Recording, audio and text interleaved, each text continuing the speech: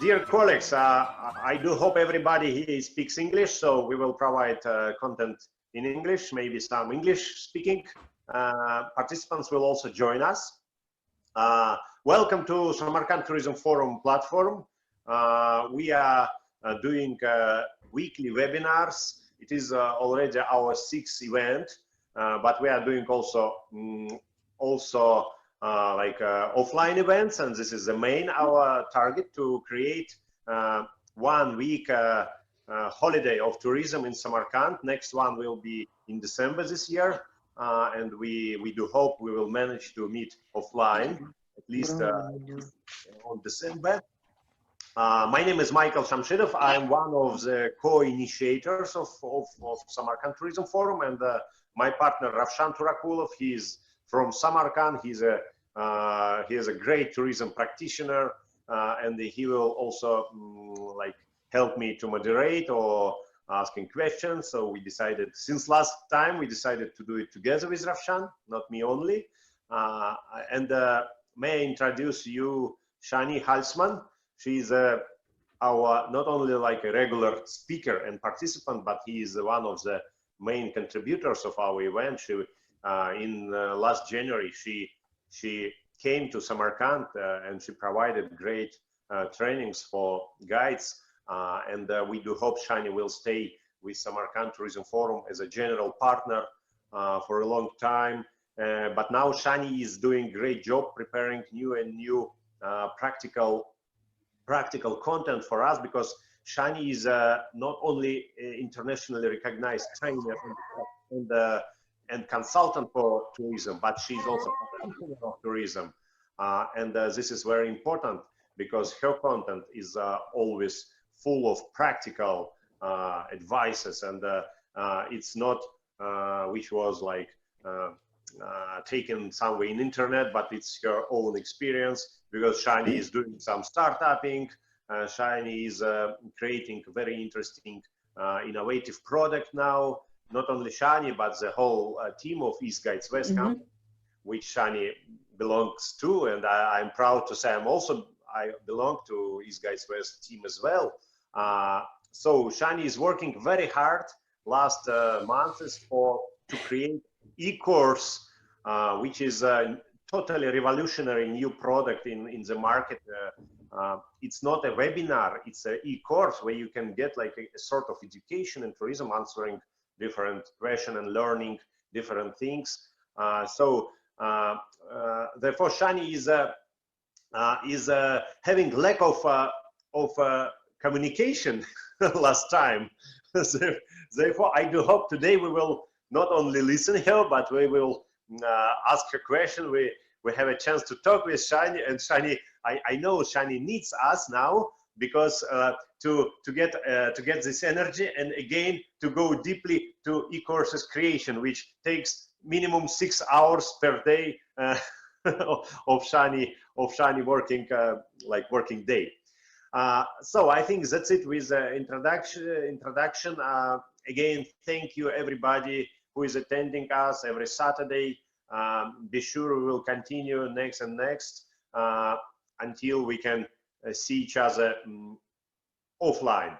But online events are also a chance to see each other, to communicate, to exchange ideas, and we have to prepare ourselves, of course, for real tourism work, which is ahead, and every day we come closer and closer to the opening of tourism. We know that it's true, and we are staying optimistic, positive, and just go ahead. Sjannie, may I give a virtual floor to you? So please, the floor is yours. Thank you very much. Can everybody hear me? I hope so. So if you have thumbs up, that's fine. And I'm very happy to see you back again. It's really, thank you, Vasily. And it's really, really very nice to see you back, because it's true what Misha said. I'm working around the clock to get our e-courses up. So there's already 6 or 7. Next week, 2 or 3 are coming. So we are really like feeling a little bit like the button of a computer. And I'm not the button of a computer. I'm actually very much in tourism and I love it very much. So we came up with this topic today, cooperation and trust. Why is it very important, especially now? And so we decided to have a kind of a discussion with you. And thank you, Rafshan, for being in the discussion as well. I really love that, so that we really want you to be active, a little bit less like listening only, but giving your thoughts, your doubts, your hopes to us as well. And the topic we chose is why cooperation and trust is very important, not always, but especially today. And one of the big examples I want to take forward is the way we are sitting here. Actually, cooperation is the way people work together, and we know that. And you have many institutions where people get to work together, because if you are applying for a job, you get a new colleague, and you didn't necessarily choose that colleague, but you are going to cooperate because you're all working in the same company for a goal, or in a school to educate the children. But if you cooperate as we do today, and I am very proud of what Rafshan and Misha have been doing, because if you look at the Samarkand Guide Forum now, how many people are there already and every day active? That is a cooperation that was chosen by ourselves. The connection that was made from me to Misha was via a friend, a mutual friend of us. And that friend I knew and happened to know via trainings we gave in Kazakhstan. And so with her telling to me, you should contact Misha, I did contact Misha, and we got together last year in July already. Misha and me, we have a lot of ideas. Misha went with the idea to Rafshan. Then they decided we want to do the training or a tourism event. Rafshan invited his people to give them an incentive to get extra training and to get a different approach. I think this voluntary cooperation is one of the most important things today, because everybody is working together like we do now, and we know each other, so we trust each other. We have, all of us have the feeling, wow, this is going to go into the future. Misha already said in December, we are trying to do fem trips. We are trying to integrate other trainings, other events, job markets, and issues like that. And to be able to do that, you need to really want to have a same goal. You want to go forward, you want to develop, you want to grow together. And if you do that voluntary, I think this is for now, especially in the Corona time when nobody knows what's going to happen afterwards exactly, is one of the most important things. We trust each other. We have, I see Sergei Osipov here as well, and Ala, I know them already. I know many of you already. And so we can share. I know there is slow food, and we can share it here in Europe. So if you have to survive Corona crisis like this, and especially travel is so difficult, it's so heavy hit. If we want to survive, I think, and that's one of the main issues why I wanted to do this, this topic, I think the main thing is, if you are cooperating and if you have a goal together, if you trust each other, even though none of us makes money, because none of us makes money at the moment, because there's much more than money only. Now we can see like, okay, we have this idea, we do this webinar, we work together on getting together in December, and then you can stand a chance to survive Corona and get out of it stronger in a different way. So if there is somebody who has a question or has a remark, please share, so that I'm not doing a monologue, but we are in a dialogue. So is anybody agreeing that if we have this kind of cooperation internationally, because the trust is also from our guests that are going to come, that they are safe, that they are sure that they can be coming, that they know what to do when they are traveling to Uzbekistan or to Central Asia. Is there anybody who has an idea about this way of, is it true that we are stronger when we cooperate like this and have a bigger chance to survive the Corona as a tourism industry? Sjannie, yeah. May I put a penny? I raised the hand. Yes, please. Yes, it's very good like a words. Yes, everybody I think understands it. But can you start from the point? How do you think in tourism in general, in normal, in regular tourism, there is a very high competition. Yes, Yes. and usually people, especially in let's say like still not networking cultures like Central Asia, because networking like an activity only started to be well understood in our region. So people are quite afraid of each other, you know, Yes. especially professionals of tourism doing the same, like for instance, inbound tourism. Yes. And how do you think how we can easy sell the idea of cooperation to people who are usually distancing from each other and not sharing information because of very obvious reasons, because of very high competition. What are the life hacks to start cooperate? Because not just a word, let's go for cooperation, but some verbs, how to do it. How to do it? Well, competition is the other side of cooperation. So if you turn your coin around, competition is the other side. People trying to get the same piece of the market. So competition is natural. Competition belongs to the daily world. And I think it's good if it's a healthy competition. With a very simple example, if you have sometimes children that are eating at the table and they have something very, very good, like let's say they have a cake and they don't want to share the cake. So they eat with their, can you see this? They eat with their hands around their plate and they do like this, but they don't let anybody in. In competition, this is a simple version. In competition, it's a little bit the same. There is one market, which is called tourism in, let's say, Uzbekistan. But the market is much bigger for internationals, but let's keep it to Samarkand only. Now, in Samarkand, you have Silk Road destinations, you have other tour operators, and everybody wants to have the same people from the same fishing pond. They are fishing for all the same people. Now, if everybody does exactly the same, and everybody is walking on the same routes, and we had a very interesting discussion and training with Rafshan, how to be different so that people take the cake that has not only strawberries, but strawberries and chocolate on top. And this is where competition is either very good because it keeps yourself moving up very quickly. You keep on thinking, ooh, we have to be better than them, or we want to be different than them, or we go to a different angle and we get different clients. So it's your segmentation of your market. If you segment your market, you can also say, I take only adventure tourism, I take only cultural tourism, or topics like culinary tourism, something like that. If that is working, then competition works fine together because you amend the product. So you walk actually hand in hand. But if you all do the same, you start fighting. And everybody is going to level it on price or quality.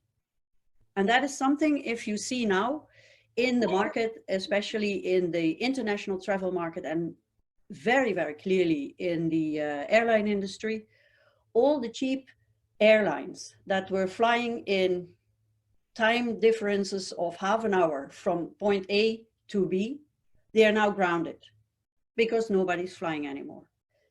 It's calculated. If we want to keep the physical distancing in an airplane or in a train or in a boat, then you can only have one person on 6 chairs. Nobody's going to pay that.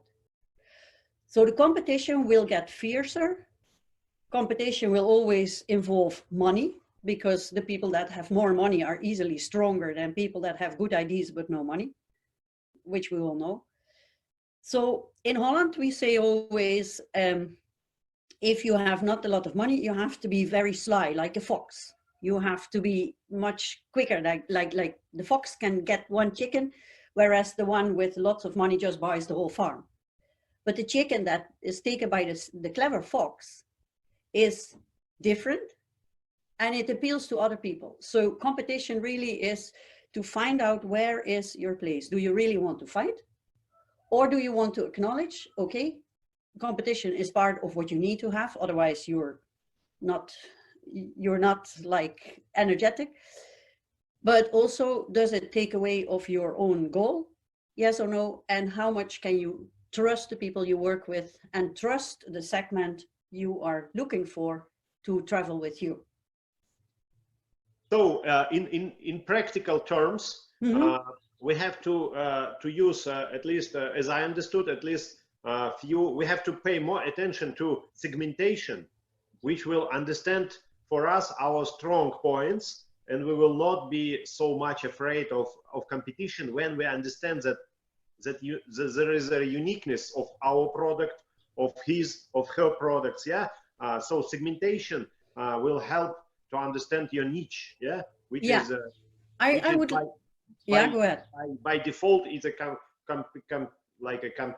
competition advantage. Yes. Yeah, I think if you can put it in one sentence, if you want to be in a niche, or I think also, but that's just intuition. I have no scientific proof. I think the most important thing now is dare to be different. Have people work together, cooperate, that come from total different angles. So it can be somebody who is a history teacher. It can be somebody who's making wine. It can be somebody who knows everything about architecture.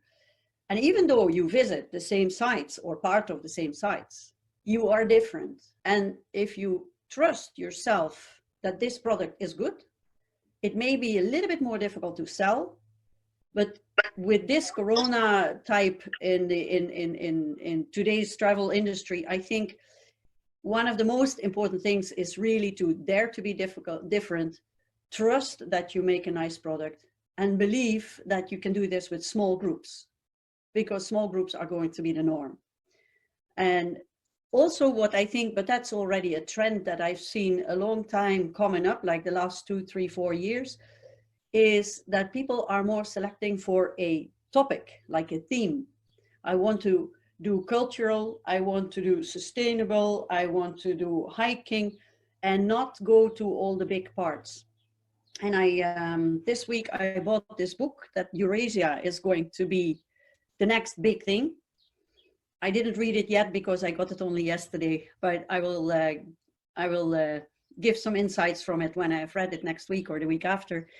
And it's very interesting because I think that people are now looking for how can we go on vacation. And the cooperation, for example, if I go to European towns, I had a big discussion yesterday with a tour operator, very big tour operator here in Belgium, and he has trips to Amsterdam. And Amsterdam is totally overbooked. Amsterdam is a beautiful town, but the heart of the town, the old town, is totally overbooked. If you go outside the town, a little bit further, deeper into the town, you have a lot less people, but it's also Amsterdam. And of course, there are people, they come for the highlight, done that, seen this, and tick it off their list. But if you then take them a little bit different way, like we came in Samarkand from the backside to the big mosques, it's totally interesting because maybe you see it every day because that's your way to the supermarket. But for the tourists, it's not the way to the supermarket. So dare to be different, I think there is where you can, sort yourself out, differentiate yourself. That's the word I was looking for. Okay, Sjannie, shall you proceed with your other points? Yes, I want to talk about cooperation because point 4, competition and trust, that's what you were looking at in the beginning. And what I want to say there, that cooperation and competition, many people think cooperation is very dangerous because somebody can take away what you have and then you are left with nothing. And I have regretfully had this case myself 1 or 2 times, but I choose to trust the people that you work with. It is a good idea. And it appeals to other people. So competition really is. Yeah. Or do you want to? I'm not sure whether I'm saying your name correct. Yeah. Kwabilbek? Dear participants, please use the hand raised to like to take attention of speaker, okay? And after you can ask your question, because now it was like a mess. No, but I also didn't hear the question, but I suppose somebody was asked something. Can you repeat, please, again your question? I saw it was Kwabilbek Islamov, and you were talking about competition. You're very welcome to share your thoughts, if you can hear us. Okay. Okay.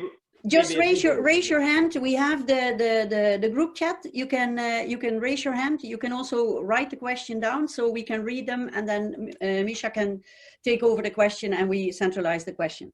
But what I wanted to say is like competition and trust, but cooperation and trust is cooperation and competition is at two sides of the medal. And there are very many people who think cooperation is very dangerous because somebody can steal your ID, somebody can take away your customers, but that happens all the time. And your ID is always connected to the philosophy of your company. So if your philosophy is that you want to have small groups in differentiated cultural cities, you can still bring that. It's very difficult nowadays to be the single one producer of anything, because everybody can look at it, everybody can take it away, make it better, make it different.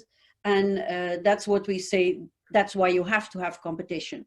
To me, competition is a natural behavior. As I said, it keeps you alive, it sharpens your mind. That's really what it does. For at least for EastguidesWest, it's really important to look at be a better guide, to look at how to become tour guide in Australia, how to wow your guests. All this kind of things is very important, because we look what are the people doing, where are they successful, where do we need to improve, where can we increase things.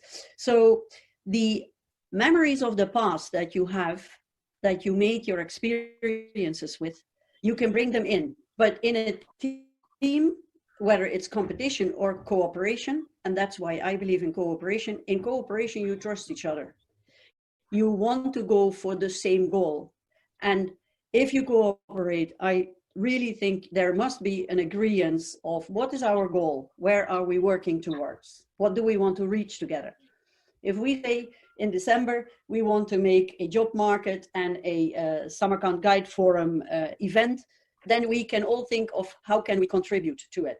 If I would say, okay, Ravshan is going to make one, but EastguidesWest want to make also one, then both of them are not so good. If you go together, it's much bigger and it's different.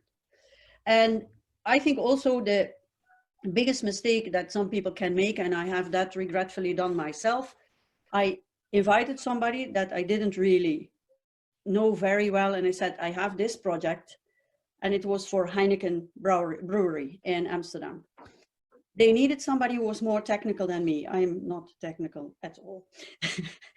and then I explained, and the moment he understood, I saw, aha, he has the ID, he knows some other people. And I knew immediately I'm out of this whole project now. I put myself outside. And that's because we did not have an agreement. We did not define goals. And I was thinking I was going to cooperate, but they were competition to me. And I didn't know that. I thought we trust each other. And so this is where cooperation can be, where you say is dangerous. If somebody thinks we are cooperating, and the other one thinks like, hey, I really want to have this job. I want to have this project to myself. And that's why it is important for everybody to know what is our goal, what did we experience in the past, can we have memories of the past that we can bring forward, do we all have a goal together, are we seeing mutual benefit in the future, and I really want to underline mutual, because it has to be good for everybody involved, because then you get more a team, and there must be a kind of an overlap in the desires. So if you, let's go for that event that you mentioned before, Misha, if you want to do something for Samarkand Guide Forum, and I say like, okay, I want to go there, then we have to have a little overlap that is the same goal, and then add it together. Yes, go ahead. Oh, I guess I have got one point which can we also stick to, because when we have our goal clear, we can understand that in most situations it's like different people have different goals, and they're actually not like high competitors. So because I'm trying to understand the mechanism of how to cooperate, yeah. My questions will be about that, and now I see that if we clearly define our goal, and the goal, for instance, if we ask the goal of our partner, of potential partner, but we are still afraid of him a little bit, yes, because of competition. But if we clear our and partner goals, it will ease our way to cooperate.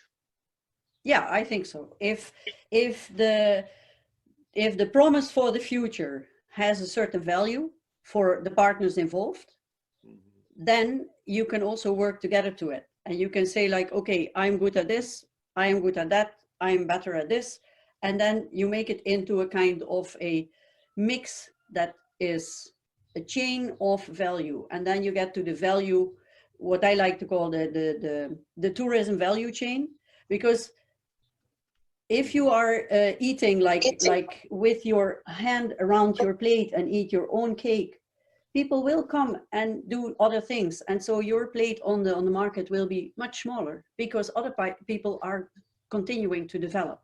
So you always have to look around, always see like, is this a good plan? Is that good? Does that work? Can we monetize it? Yes or no? Can we have a future with that? And how can we do it? So even cooperation, and that's something I am working on a lot as well myself. How can you integrate with official institutions? Because they are part of the tourism value chain. If you can cooperate with the tourism institutions, with the Ministry of Tourism, who needs to do the infrastructural works, and as a group, you have a bigger voice, and the cooperation then is like, okay, we can see this area needs only one thing extra, and that would be a great route or better signage so that people can get there, then that area can be developed as a tourism product as well. There is much more cooperation than just a small group of people. It's the government, it's the public, it's the private, and it's maybe even people that are telling you like, hey, we have here something special. Is that interesting? And then if it's not interesting, then you have at least tried and say no.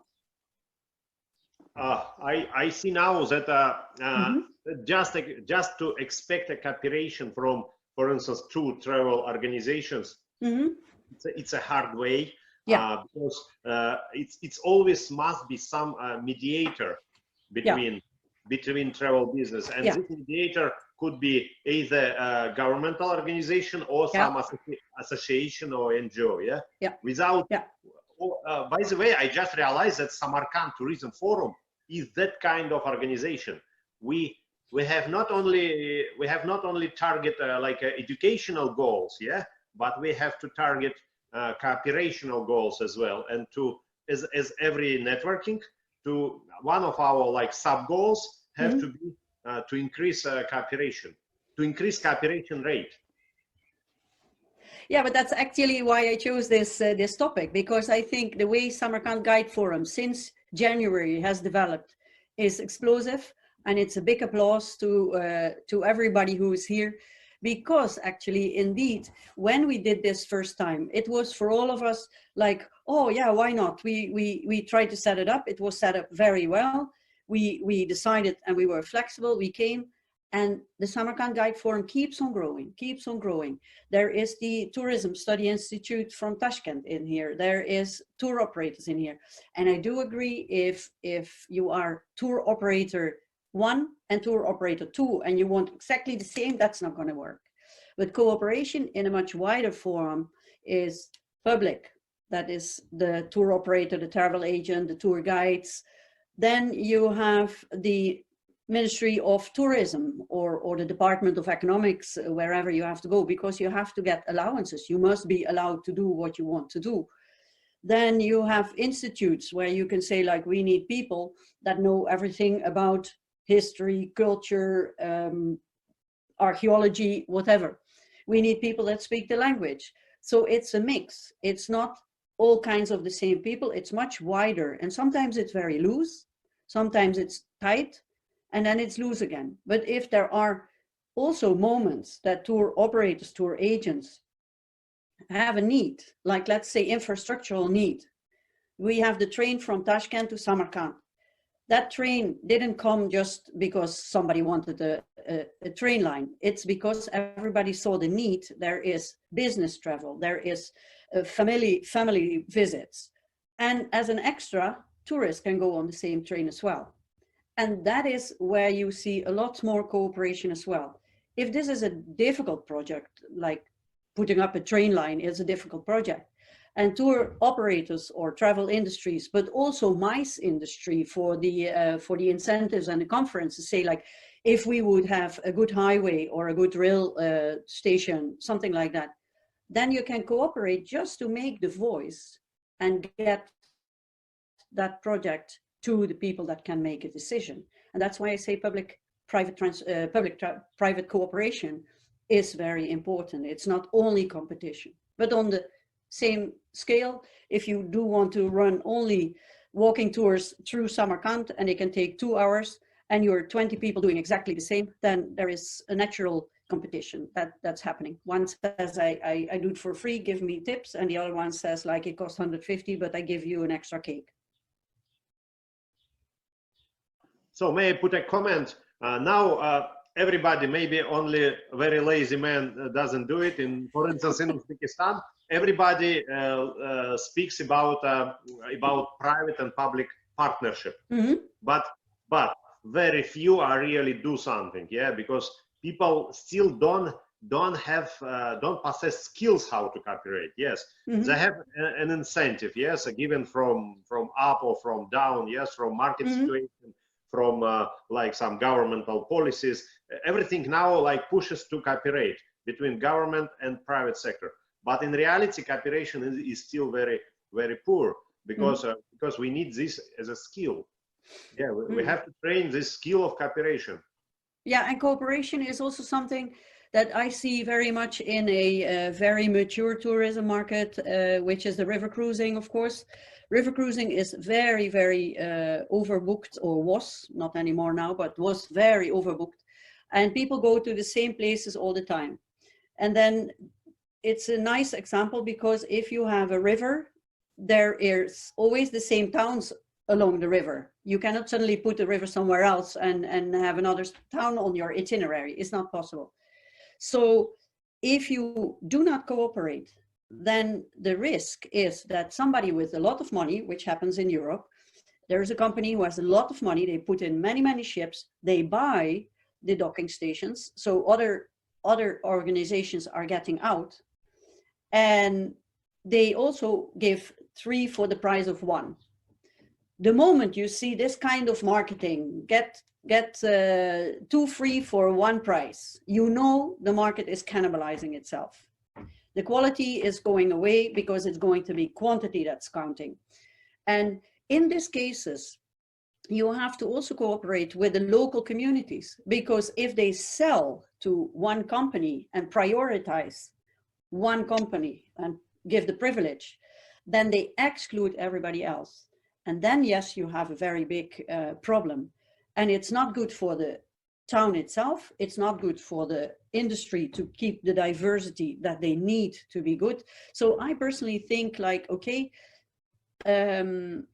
public institutions go slow, to my liking. I'm a creative person and I want to go on immediately. And for me, public institutions, with all due respect, Allah, I'm sorry, they go very slow. But when they go, then they decide. And when they have decided, everybody is suddenly there, like, wow, yes, we have it. We have this dream. We have this thought. And that is why I think that cooperation is always something that needs to be done with a future goal? What have you learned in the past? How can I look at that other person if I am like an impatient person, but the other one needs to go through some rules and regulations? I have to be so professional to go back and think about myself and think like, why am I impatient? It's just because I want something, but it's not the I, it's the whole group that needs to want that future goal. And if that's well done, then of course, there is no way we cannot do it by ourselves. Уважаемые участники, пожалуйста, микрофоны выключаем. Слышно личку. Sorry, Russian class. I need Russian class. So we have to be one strong team, Nurov says. Yes, and I also think what is very often not really well seen, if you work together, and I have, as a consultant, I have been in very difficult situations in groups that didn't like each other. They had to cooperate, but they didn't like each other. They were at the same company, but the one wanted this and the other one wanted that. The most I learned is always from when I was uncomfortable and I felt like, God, you know, everybody has these feelings once in a while. I taught myself to take it easy, write down, and also feel what I feel like. Why am I now getting angry at this person? Why do I want him to speed up? Why do I want to say this, but I don't say it because I would ruin my own reputation, something like that. And then when I go back and I have a little bit of reflection time, I can see like, this is interesting. He is sharpening my thoughts because he has to think of another angle. And I always do a game when I have guests on my cruise that are getting into a kind of a disagreement. I always ask them when it's really getting bad, then let me take this cup. So I hold this cup, I do an example, and I say, can you tell me factually, what do you see? So you can see here a kind of a picture, but you cannot see anything else. And so I ask this person, tell me exactly what you see. And now I can say to this person, you're totally wrong because it's not true what you're seeing because I see this. You see, but now I see the plane with the two dogs inside and you see this. So we're all right. And that's why I always take myself back and think about this exercise, because I can say I'm right and stick on it. But if I then turn the cup around, then I have to admit, yeah, he's right. He did see two little dogs in a flight. And that is where I think cooperation helps. If you don't understand what the topic is, or you feel like you're getting upset about it, take it back to yourself. Don't immediately point your finger there, because there's 5 fingers pointing to you. And there is a way that you say, okay, I don't get this point. I want to think about it. Let me come back to you, because that is much more professional.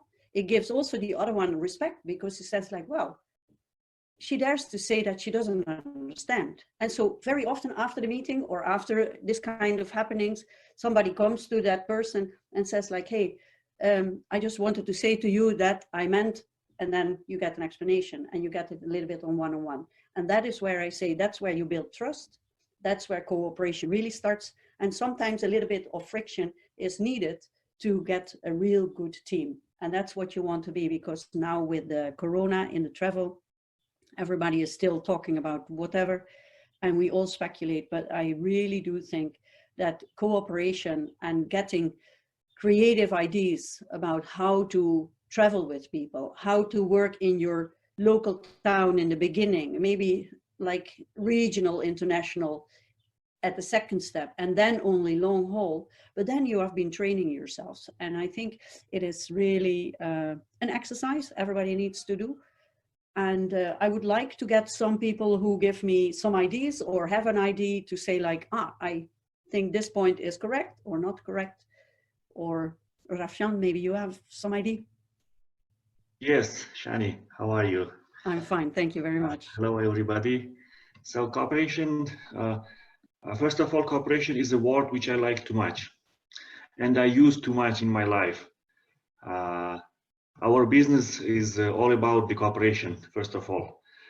And now, when we are talking about the cooperation and especially the trust, today I just want to mention one point, that the time which we are living now with this Corona crisis, especially after Corona crisis, all the destinations in tourism business, Uzbekistan, Central Asia, everyone will be working on to create the image, to recreate the image of their destination, to recreate the image of responsible destination, because the rules of travel will be changed, the security rules will be more strong, then all destinations should work on their approach to this security question. And this security question is not only for the government. If we will sit and wait when government will solve our security problems, the security problems of our travelers, so we should sit long time. I think this is the problem which we should work on all together, and this is the good point to cooperation.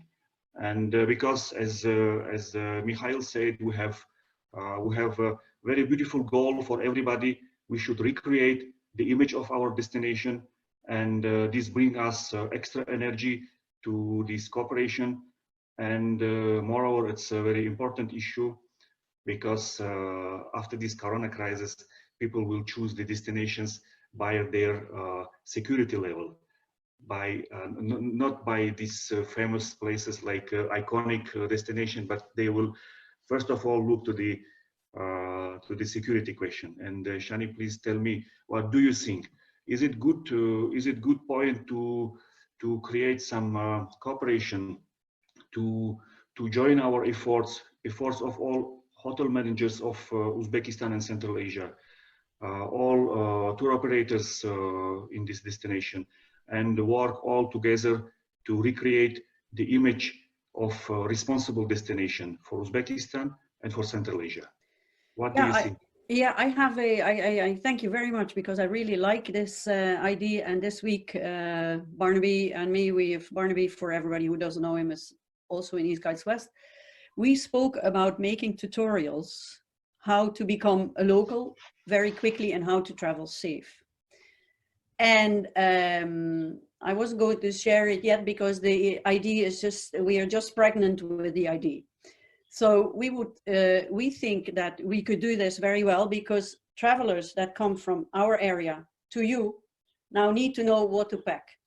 In the course I have developed with how to stay healthy on tour, I pack in the video very quickly what I have in my backpack always as a first aid. I can show how small it is. It's by chance just standing next to me. It's always this little pack, and it has everything in it that I bring on my tours. So it has gloves and a little scissors, and it has plasters and all this stuff, and alcoholic wipes and stuff like this. So I have it on the video in that course.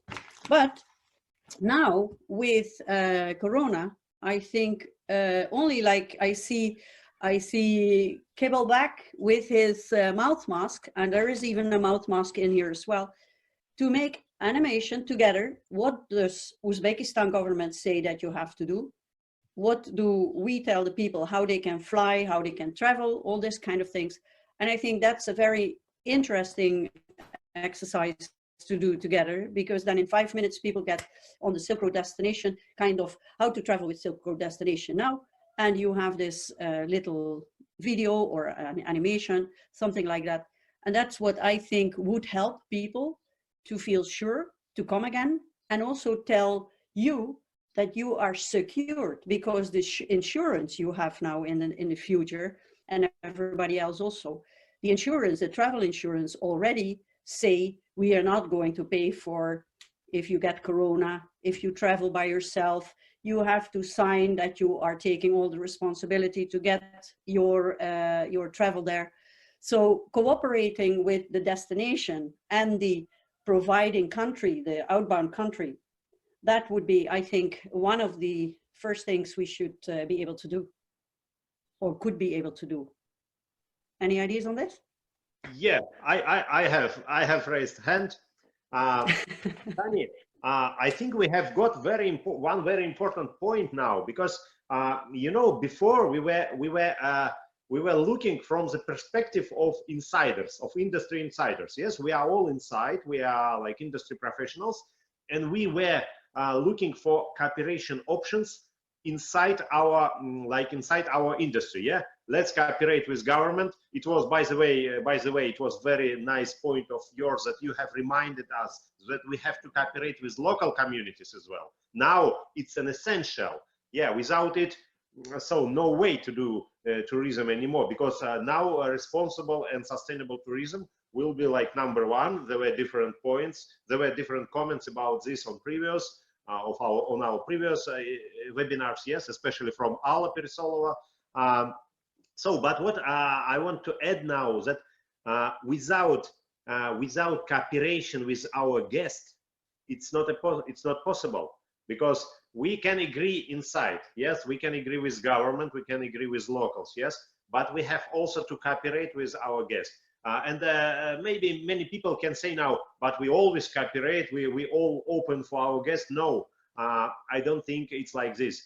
Okay, we serve our guests, yeah, we provide services, we provide what was promised, but it's not about cooperation. Now it is a time to cooperate with guests, to be like more like in one networking, not like a supply and demand or buyer and seller mode, but to create some networks, to create deeper understanding of each other between tourist and the receiving party. Yes, it doesn't matter, is this like the travel company or destination. So to create a dialogue with a client, with a customer, with a tourist.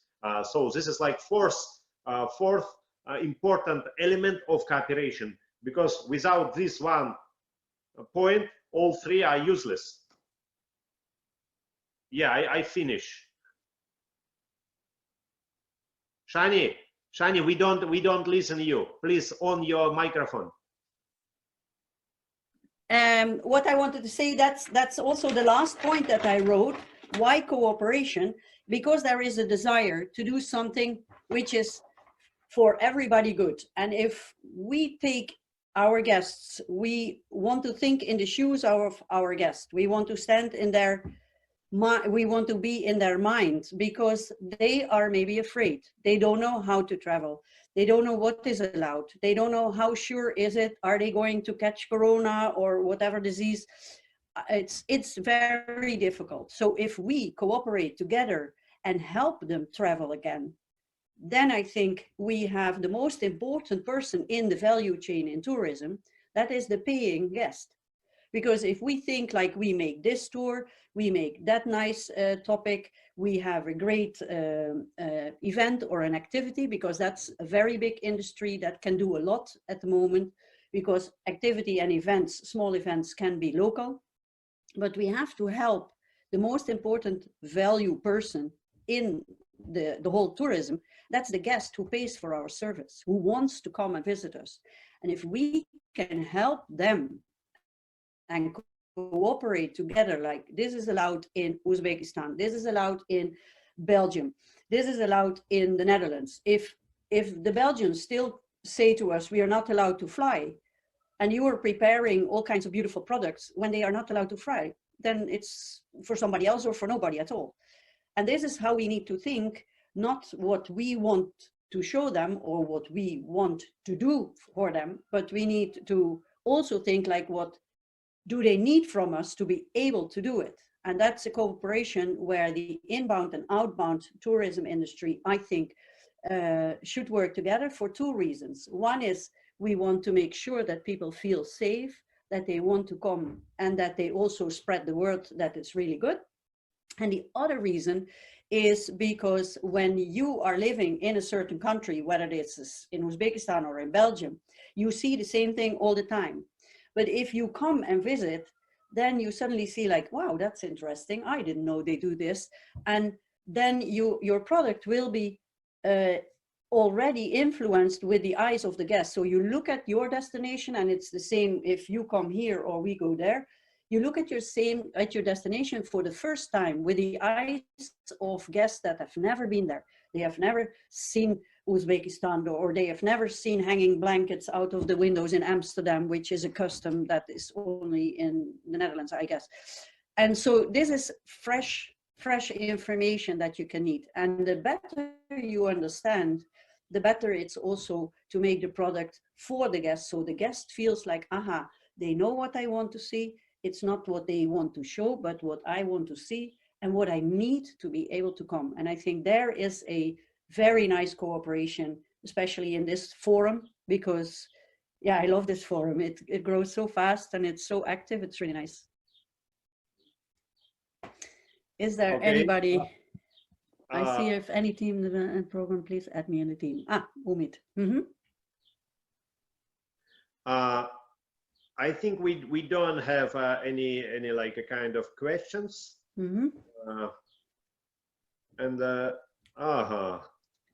Yeah, by the way, my neighbor Alek is here. Hi Alek. And he says that he's not in tourism actually, like a industry professional, but he's doing many stuff. He's doing like photography, documentary photography, and he's traveling actively. So nice to see that people like from outside the industry are joining us. This is also an indication of some cooperation. Thank you, Alek, for joining. But I have another point, Sjannie. It's like a question to you, because you are the person who can answer now to that question. Can you repeat that question, because your connection was a little bit garbled for a second. Sorry. Okay. No, I still didn't ask my question. Oh, okay. I start now. So now we have four components of cooperation. It's government, it's business, it's local community, and it's guests. So we decided that we have to cooperate, but on behalf of Western people, Western individuals. Yeah. So can you say us, or maybe somebody can also add a penny, like a comment. Can you say us, Sjannie, are you ready to cooperate with us? But not you are like a trainer, like a consultant, like our fan of Central Asia, but like a traveler with a limited budget. Of course. After all that suffering that you undergo last month, when you decide to travel again and you have some limited budget, will you compromise some faults that we actually do because we are not very strong in service, because we are just emerging destinations? Yeah, we still have a lot of faults in our tour product, let's say. So are you going to cooperate with us, and how do you think? Is this like do you need to compromise, or maybe compromise is not a good word? I don't like it. Yeah, compromise, it's always leads to some bigger problems. Yes, but how are you going to cooperate with us as a customer, as a guest, as a traveler? Well, it's actually, I can take an example from your neighbor country with Kyrgyzstan. Kyrgyzstan has no money also, and they had the money not 2 years ago. 2 years ago either. And what we did there, they said to me, can you make a fam trip invite some people that know about tourism and hospitality? And yes, we can, because I've been in this world for my entire life. And I also even have people who would like to come immediately with me if we do something. They are just pulling my arm and say like, Sjannie, when are you going? Can we do something? If we would do a fam trip, and which we did in Kyrgyzstan, and it was really very remarkable, but I was really very happy. I didn't have important tour operators with me because there were some major issues that didn't work well. But it was very, very helpful. We paid everything ourselves. We got food, and I know from Sergei we get wine now in Uzbekistan, so that's already a big thing. And we then promised them, if you organize the fam trip so that you make the routing, we come with you. We were with 4 people from Europe. We had wanted more, but in the end I was happy we didn't have more, because there were some real issues. And after that, I wrote day by day how I would like it together with my colleagues. One of my friends has been in the hotel business and still is for 30 years. And if you look at everything, then it's going to be too much. But if you ask like this, like how to develop a product and do it the way we did it with Kyrgyzstan, because we're still talking with Kyrgyzstan a lot as well, and we are going to cooperate, or we are cooperating already with them also. Then we just came, we paid our own ticket. That is going to be much more expensive, but we never wanted money for that. We just wanted to build the relationship, and we wanted to see what is going on. Is it something that has future potential, yes or no? And can we do this together? How can we do it together? And that's something that we are still now working on. And I think that's a fantastic way, because that's the heart of how I like to travel, to discover things, to learn things. If there's a mistake, I like it. And if it's easy to think like, okay, straighten it in the mindset of your guests, because the guests want different things. For example, I always find that people need to eat too much. They eat breakfast and lunch and evening, and it's every 3 hours you have to sit at the table. Personally, I would never do that. When I travel personally, I skip lunch, I just take an apple and that's it. But if you look at the Western mindset and you have products that you think like this could be working, this would be nice, but are we checking it with the right people? And you have 2 or 3 people coming, willing to pay, able to pay for themselves. I'd love to do it. I'm the first one to hop in the plane to do this. No, it's really because I think that's the way to start cooperation. That's the way to start to see like, hey, where is the 10 trends going? What is what people like to see? Is this valuable? Does it need a little bit of a twist? Yes or no? For example, something very basic. I will do one day a toilet training for free on the e-course, because there is restrooms all over the world. Everybody needs to go to the toilet, but some people, they cannot use the nature toilet, as I call them, because they have this shame. Other people have physical problems to do this, and so on. And so it's really from the bottom to the top where you go. And then you straighten out your line of thinking. And very often you find like, okay, if you take out one part, the day is perfect. But if you keep that part in, then the day is cramped and the pacing is not good. People have to rush. The tour guide has to rush the people, which is the worst thing ever. And yeah, I think cooperation with this, also talking we were in Talas region.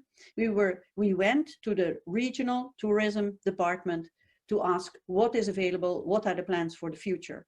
And they say, well, they plan a kind of a new infrastructure for smaller hotels, and that's community-based hotels. If you can teach these people how to keep, especially now after Corona, the security and the cleanliness of the hotels according to the Western expectations, because if in Talas region they say this is the way we want it, but the Western people get totally different views of that, then you're still shooting next to the goal.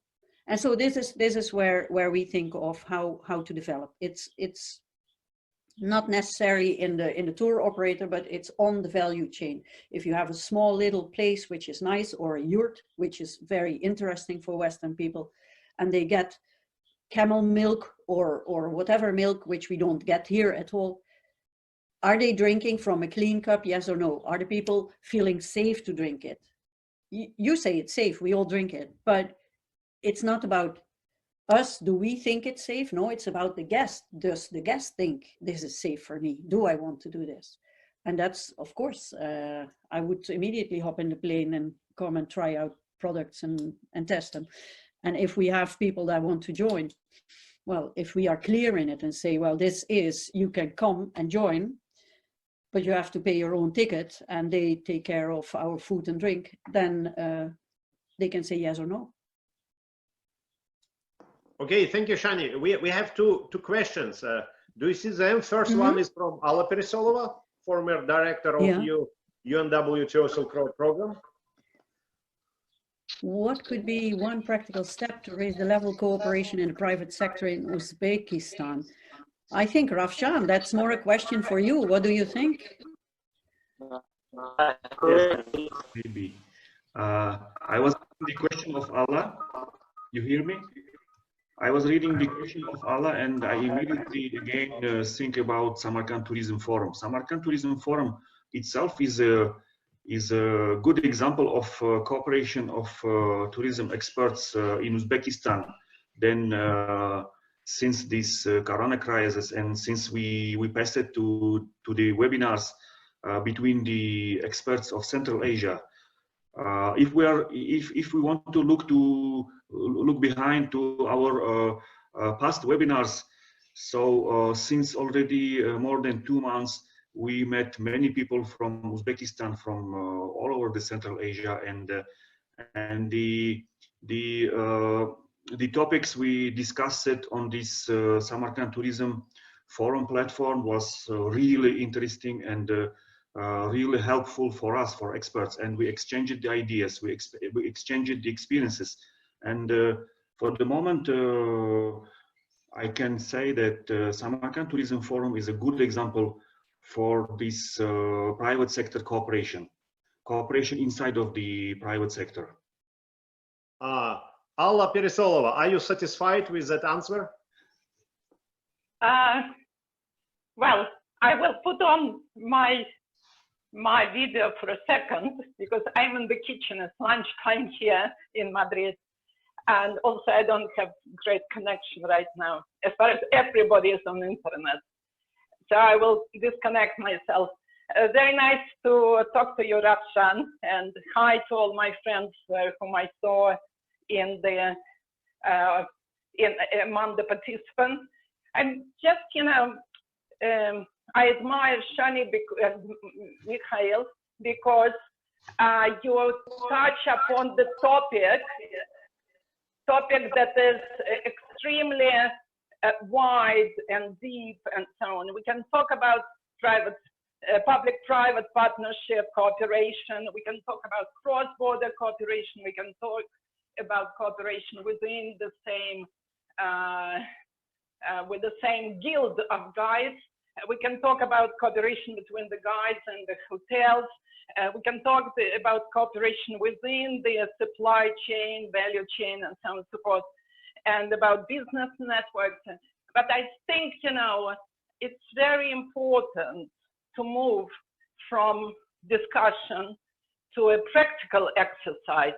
And if we have two operators from nearby country, well, from Uzbekistan and nearby country, it would be great to maybe start a practical exercise of creating a joint innovative product with guides and other stakeholders involved. I can quote one example from my, well, personal life, sort of.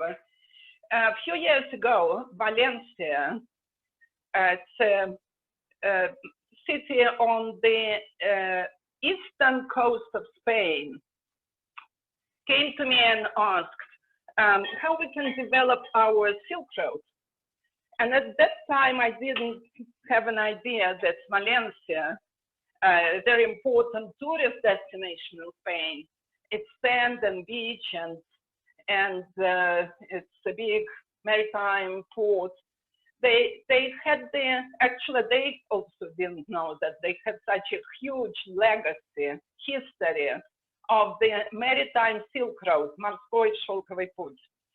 And as far as Spain has a very good culture of public-private partnership, in 1 year and a half, they managed to create we managed to create a very interesting Silk Road related tourist product. If you go on the website of Tourism Valencia, you will see, you know, that the guides provide the tours on the Silk Road in Valencia. Actually, the secret of this success is that they managed to engage people from different professions, like the chefs, Chef Povara, jumped on it and created their own recipe book with the Valencian recipes related to the maritime Silk Road history. The local oligarch invested in the restoration of the old silk producers guild. The local museum of ceramics dug their collection, and they found out that they could create, and they created a beautiful exposition on the Silk Road. So the tourist guide started working on it as well. Tour operators started offering it, and they found out that it was very attractive for the Chinese tourists as well, not only for the Europeans. So if you manage to bring together the effort of all people that you can make passionate about the subject, you can do a lot of very interesting. This is just an example. I think it's important to go from theory to the practical exercise, and I'm happy to hear that I saw one of the notes here that you are already cooperating across 3 countries. Well, one thing is cross-border farm trip. Another thing is trying to maybe to create the innovative product, because that will be innovative product with a strong focus on responsible and sustainable tourism. And that will be targeting the segment of the responsible tourists around the world. That will be a very important positioning after COVID. And about trust, I think, one of the ways to maintain trust with your partners now is to talk to them a lot on the private level, to ask about their families, to ask, how would I say, to ask them how they go through the self-isolation in Europe. Can you hear me? Because I'm losing my.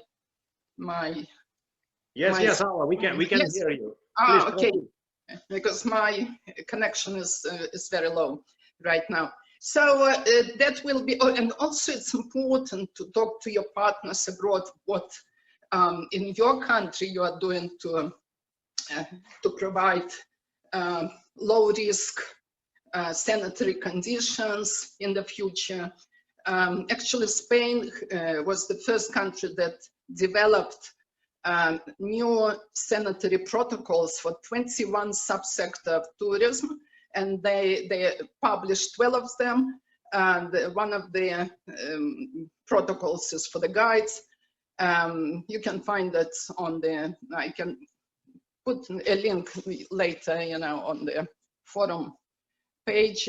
It's all in Spanish for the moment, but many countries are looking at these protocols, and Spanish Institute of Quality in Tourism has taken it to ISO, Международная организация по стандартизации, where they actually were the initiators many years ago of the ISO technical committee, which is called TC 228 on tourism and related services, which works on the international, globally approved and globally accepted standards in tourism.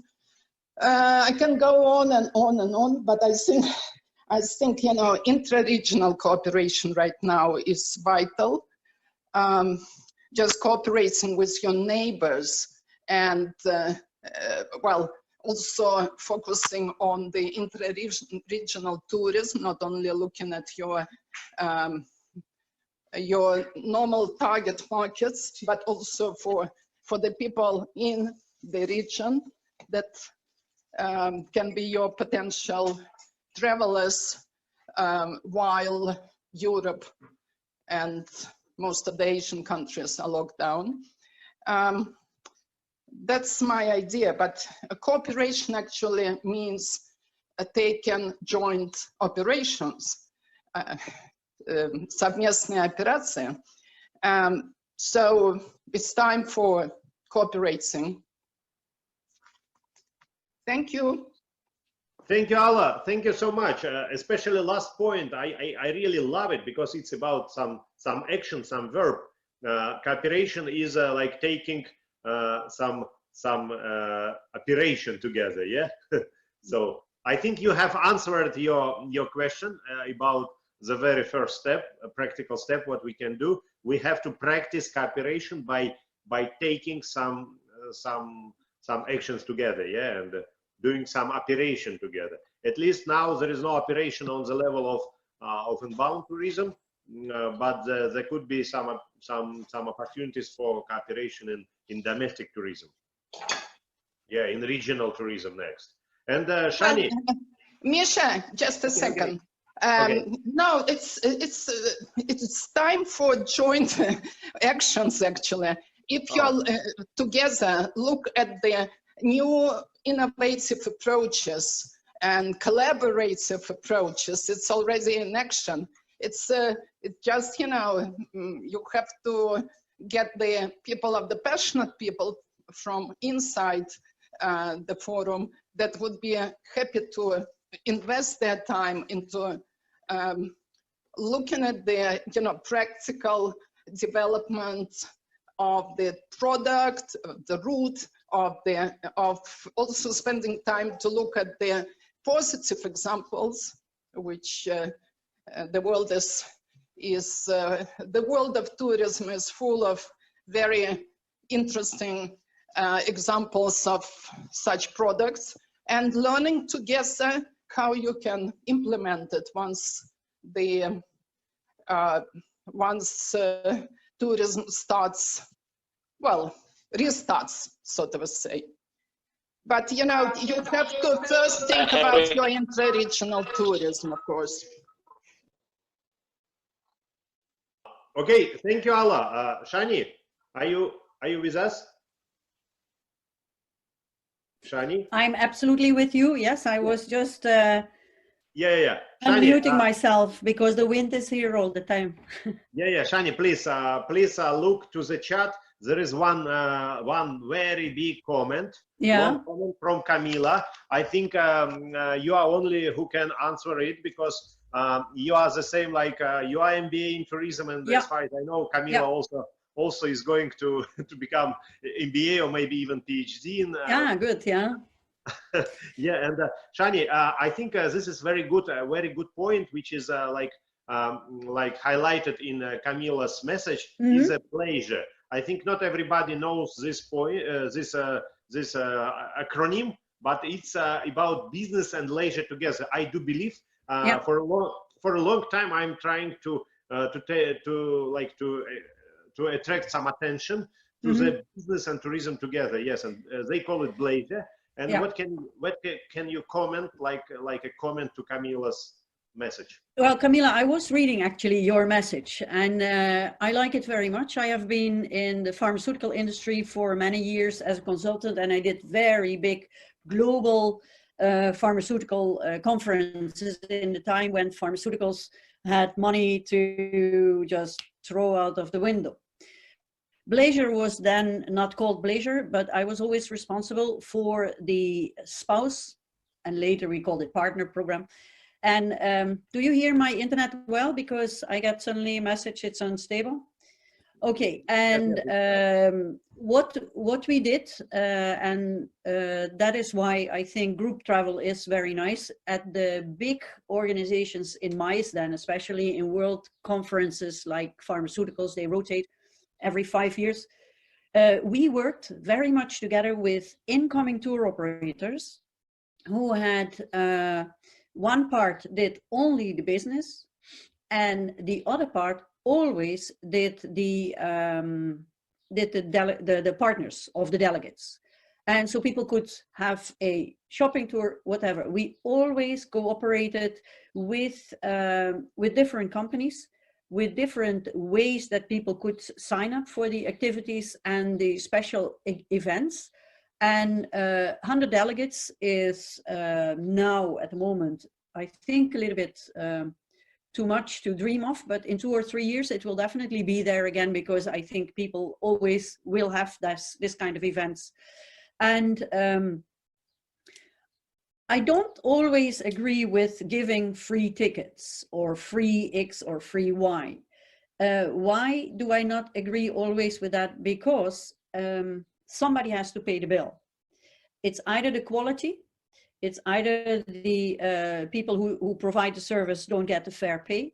But I do think, and I very much agree, if there is a strong tourism organization, like, for example, in the Netherlands, we have that for a long time. It's called the VVV. That's for transportation, for travel, and for anything that has to do with leisure. There you can cooperate. They work together with local guides that are registered and certified, and they make a program together with somebody that is organizing this whole leisure event. If you do that well, you hit 2 flies with one, how do you say this? Plop. You hit 2 flies. One is you promote your country as a business destination for MICE, and you give the higher scale hotels, restaurants, and everything the opportunity to shine. And if they have a deal with local community issues, and especially in Uzbekistan, I would say, like, you have the partners going to see how silk is made, make workshops with silk. So the community has a benefit.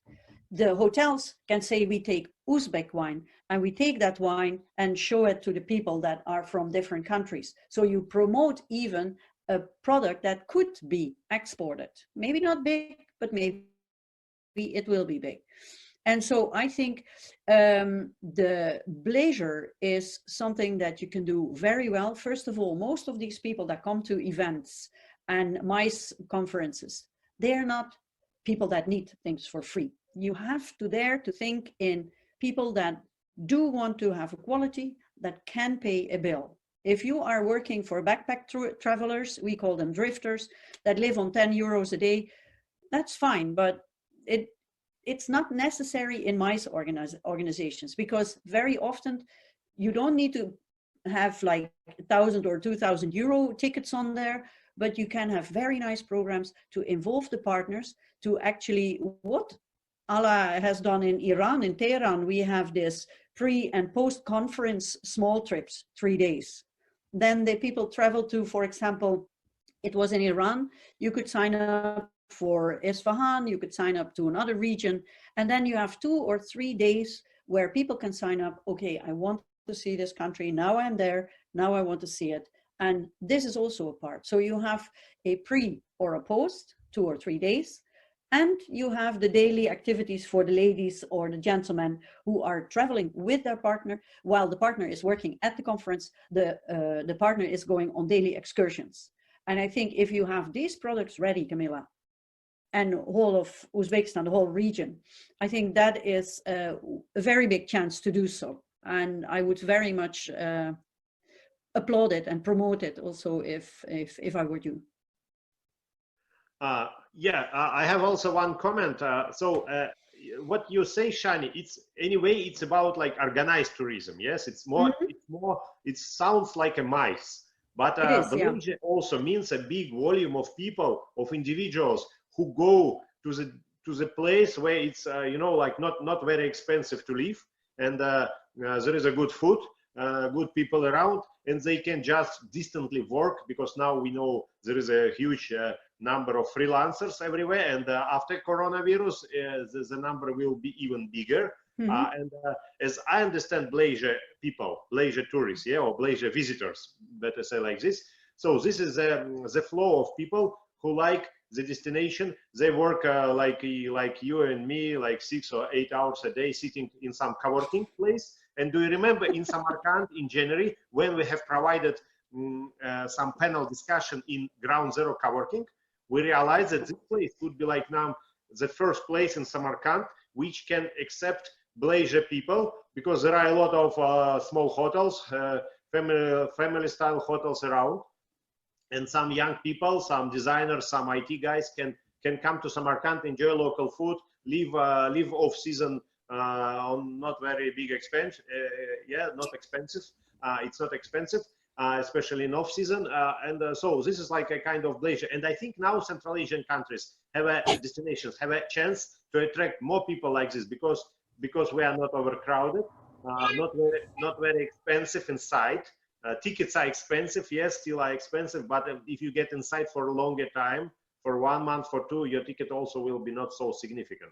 Something like this. And we have a couple of more questions. Sjannie, please go through, because time is already finished. Yeah. Time is finished. So let's take 2 or so questions. But I would like to add something to what you were saying, because what I run into almost always in Central Asia in general is the seasonal thinking.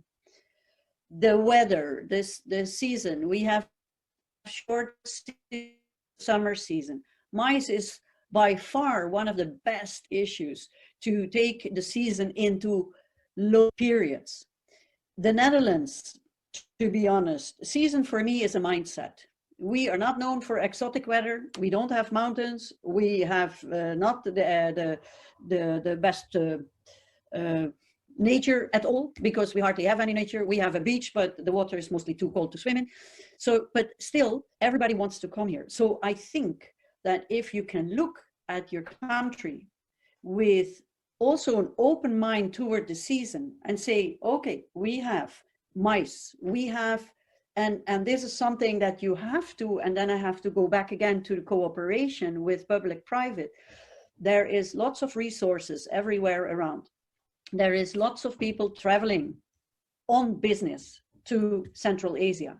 If you work together with companies and say like, okay, what kind of business travelers do you have? I can give you a little of a non-scientifically proven chain of happenings for tourism growth.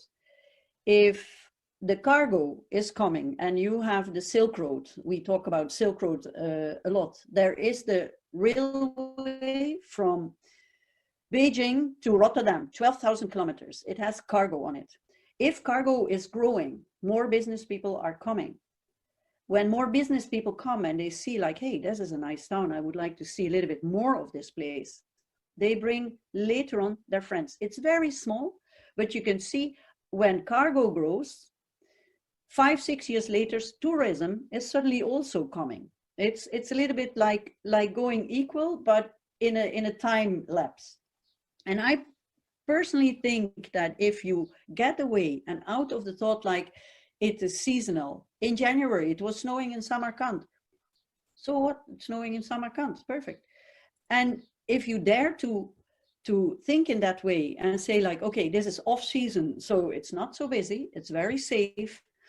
And what is definitely very important, that I like the word that Ala used for protocols for safety. I think spreading the tourism over the time is also leveling out your occupancy rates, whether it's hotel, whether it's guides you need, whether it's travel in the country. And in Europe, everybody travels everywhere. If it's raining, it's raining. If it's snowing, it's snowing. And yes, you have plan B. If it's raining cats and dogs, you don't want to stand outside with your cats all the time, and it's different. But you plan for it. You know what November looks like normally, and you know what July looks like normally. So you can also design for the season. And in October, you have the wines. In March, you get suddenly the nice fields again. This is all things that I think will integrate everybody, and cooperating with MICE institutions, so that's corporate companies, but also with the government. I think that's one of the messages that we need to do. Think outside the box, and think like, these have a say in it, these have a say in it, and we want to have a full product where we can travel on. may I just add a little bit to what Sjannie said, because Sjannie touched upon a very important thing of seasonality, which actually doesn't exist if you manage it properly. But one more interesting thing, well, Uzbekistan is quite an important transit point to Asia and so on and so forth. And it would be great if the travel industry lobby and work together with the airline to provide the stopovers in, like, you know, the taste of Samarkand, the taste of Tashkent, like Qatar Airways did.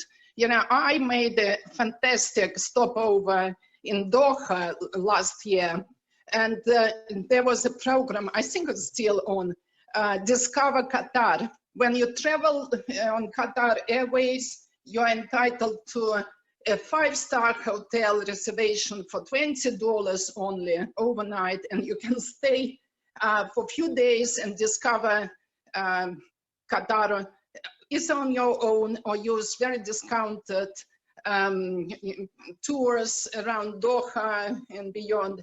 And it's a fantastic program that actually brought a lot of tourists to Qatar. And it was all cooperation of the Qatar Tourism Board and Qatar Airways. So that's one of the really good practices to lobby together or work together with your airline.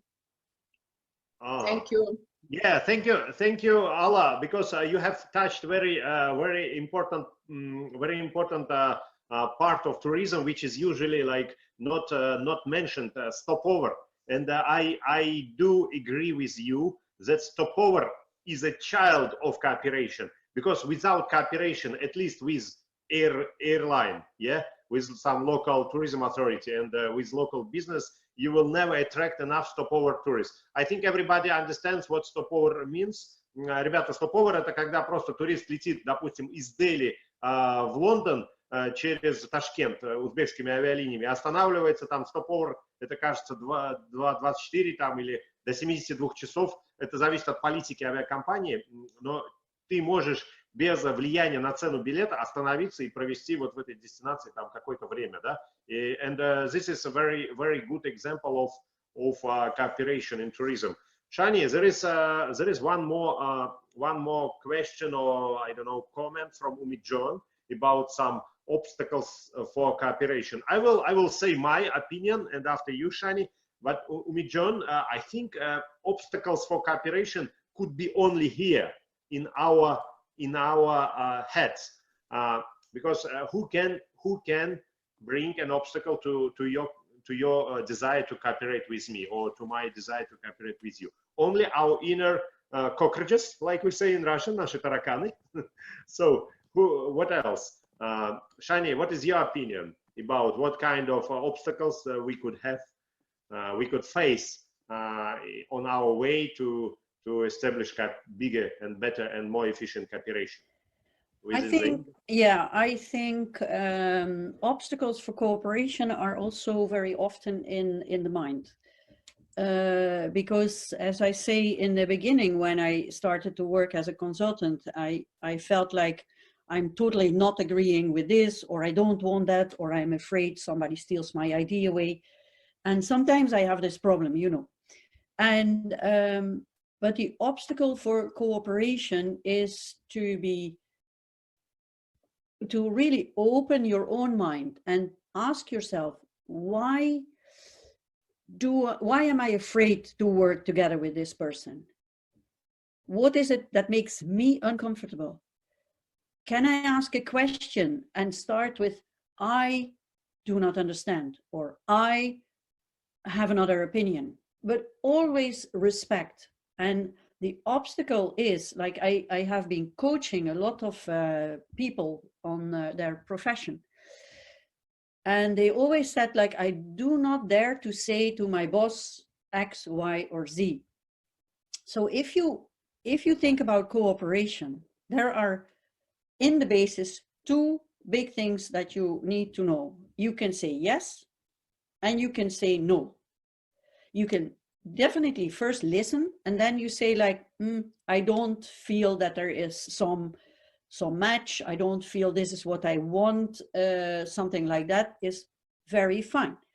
But you need to first open and give the person the platform to explain. So what I have done in the past very little of is listen carefully. Now I try to say like, okay, we have 10 people at the table. Everybody gets 10% of on-air time. If I'm only talking, I never learn something new. So if I let other people that I do not know or I have heard something about which is influencing me positively or negatively, I want to ask that person a question, so I can learn from the people how he comes to his idea. What is the perception of that idea? And I've been living so many in foreign countries for 30 years almost, that I also had to learn the languages. And that makes you humble, because very often if you don't speak a language, like I regretfully don't speak any Russian, then if you start speaking, people look at you and they think like, only because you don't speak the language well, they also think you don't think very well. It happens. And you have to look for you. It's a very big exercise to learn how to ask questions and how to listen, and then decide for yourself, am I going on with this or do I stop it here? Both is good.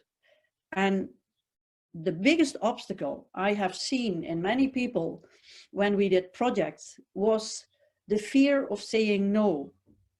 But I don't know how many of you that are in the audience have children. If you raise children and they are 2 or 3 years old, 99% of the things you say are, don't do this, you're not allowed, take care, no, don't go there.